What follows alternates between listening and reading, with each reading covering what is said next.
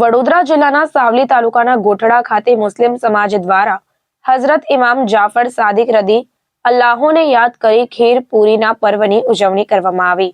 22 રજબને દિવસે મુસ્લિમ સમુદાયના લોકોએ હઝરત ઇમામ જાફર સાદિક રદી અલ્લાહોને યાદ કરી ખીર પૂરી તૈયાર કરી નિયાઝ અદા કરી હતી। આ પ્રસંગે બાળકોને ઘરે ઘરે બોલાવી ખીર પૂરી ખવડાવવામાં આવી હતી।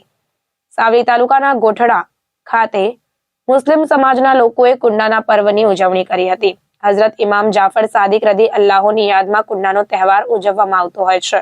સવારે ફજરની નમાઝ બાદ અને મગરીબની નમાઝ બાદ મુસ્લિમ સમાજના લોકોએ ફાતિહા બાદ કુંડાઓમાં ખીર પૂરી મૂકી સજાવવામાં આવ્યા હતા અને દરેક વાનગીઓ મૂકવામાં આવી।